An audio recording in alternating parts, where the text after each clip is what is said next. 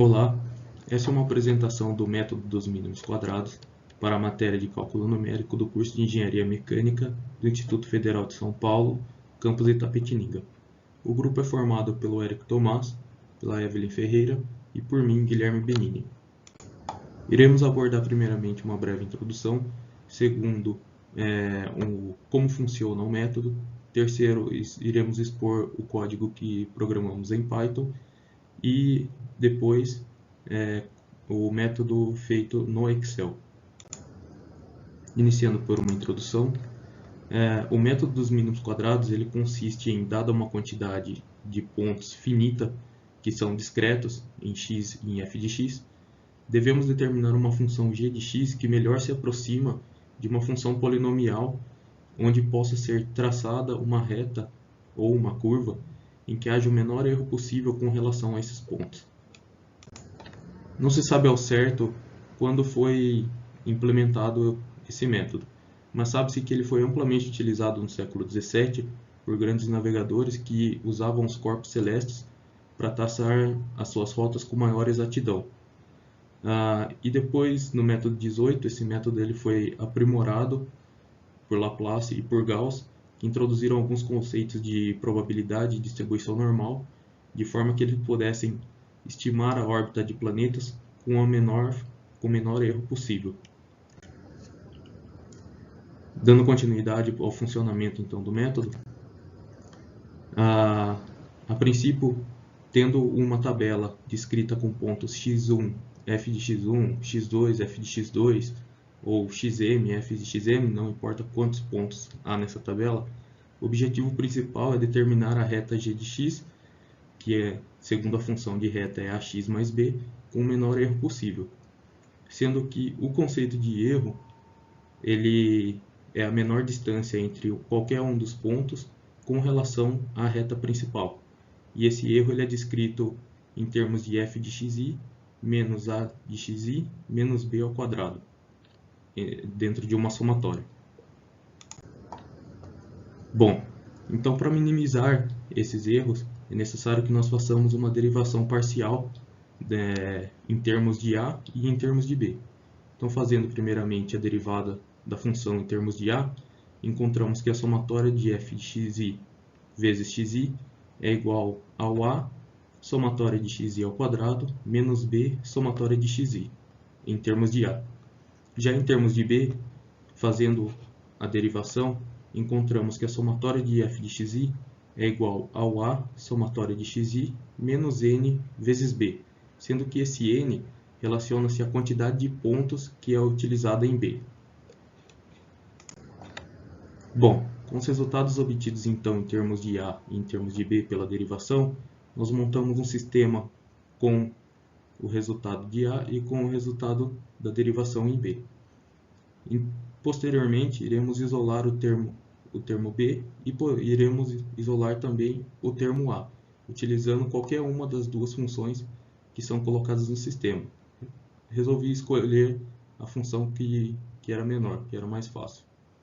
Então, isolando esse termo b, chegamos à conclusão de que b é igual à somatória do f de xi menos a somatória de xi dividido por n.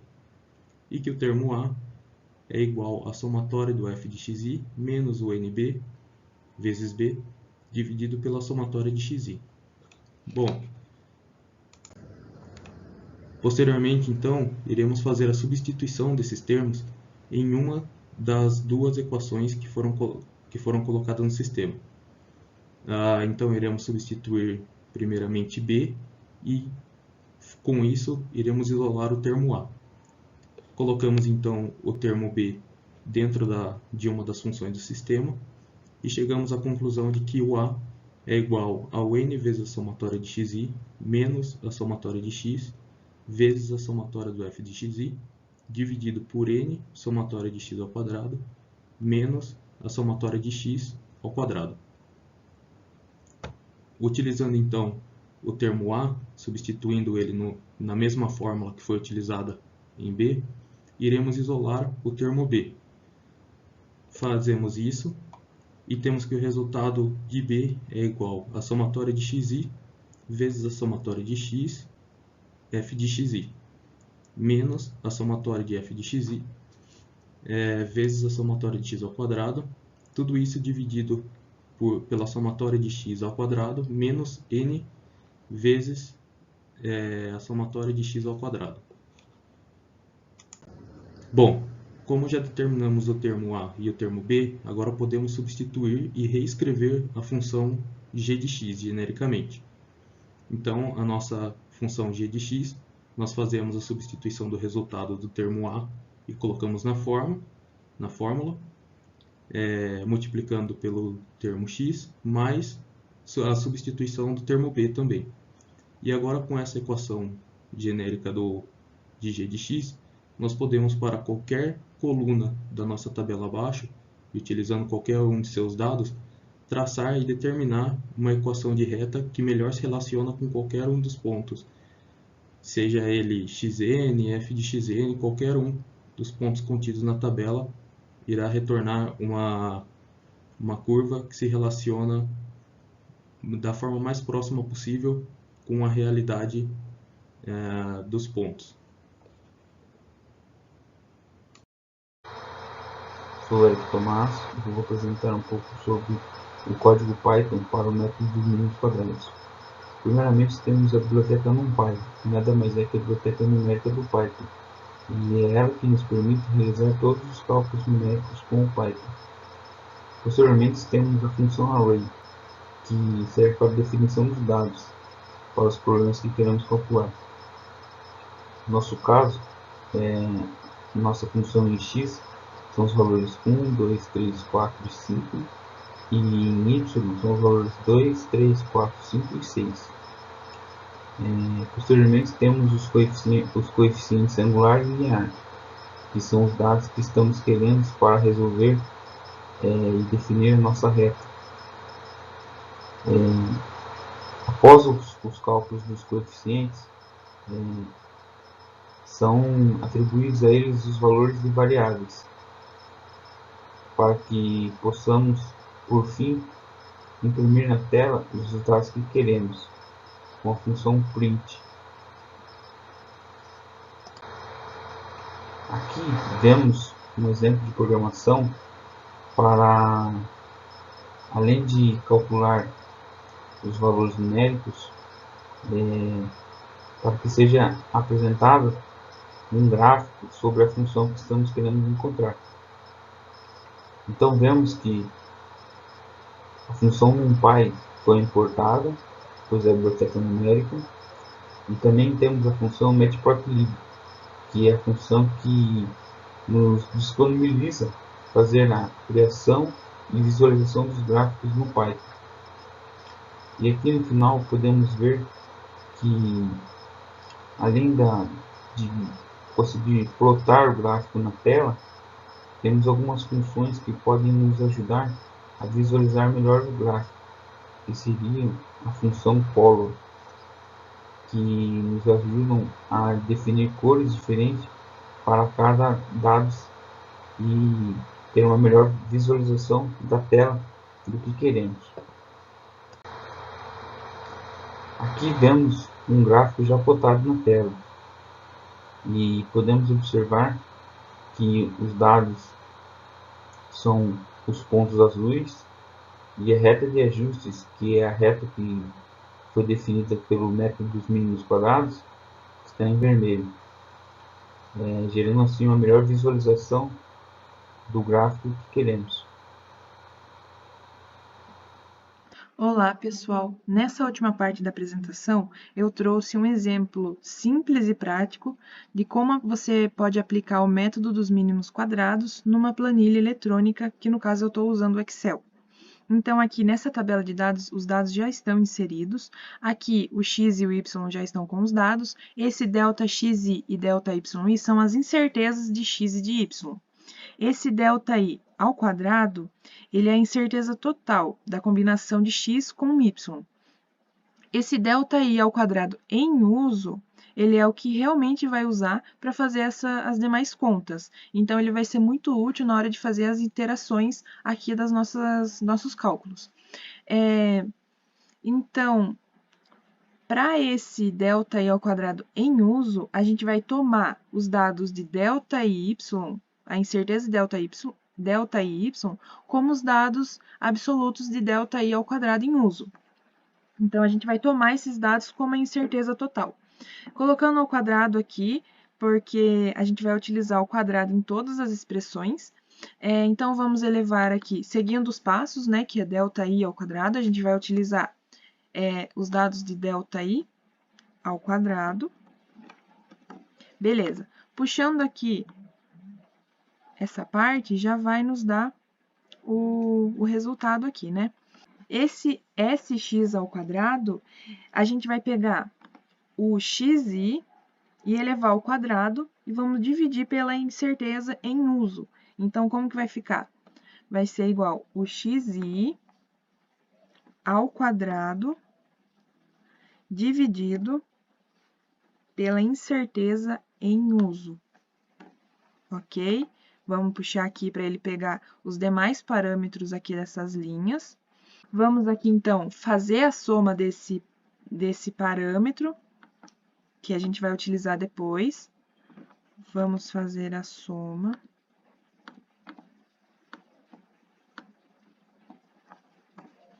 R$ 312,5. Seguindo aqui, nós vamos ter o SX. Esse SX, ele vai ser o XI dividido pelo ΔI ao quadrado. Então, vai ser o XI dividido pelo ΔI ao quadrado em uso. Só dar um clique duplo ou arrastar aqui. Bom, o próximo parâmetro é o S ao quadrado, o S delta. Esse S delta, ele vai ser 1 dividido pela incerteza em uso também.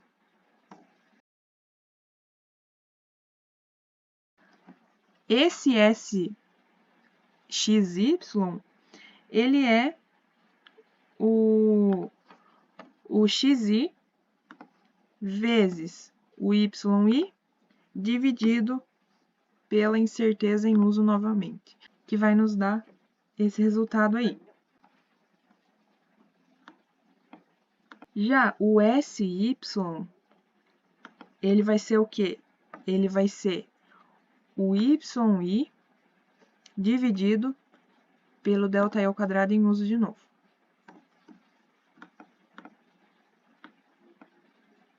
Opa. Agora, a gente vai fazer a soma de todos esses parâmetros, só arrastar aqui, vai nos dar esse resultado, e a gente vai utilizar para somar, para calcular o delta final. O delta final, ele vai ser a soma de S, ele vai ser a multiplicação de S delta vezes SX ao quadrado menos o SX aqui, vezes o SX de novo, ou seja, vai ser o SX ao quadrado, que vai nos dar esse valor aqui. Então, agora, como já temos as somas dos parâmetros aqui, a gente vai poder calcular a tabelinha de baixo. Já deixei as equações aqui, que essas equações são importantes para a gente não se esquecer. Então, calculando o A1, seguindo a equação aqui, vamos ter que vai ser igual, lembrando que entre parênteses, porque depois vai ser dividido pelo delta. Então, vamos ter o S delta, a soma do S delta, vezes o SXY, menos o SX, vezes o SY. Tudo isso dividido pelo delta. Seguindo para o A2, vamos ter essa equação aqui.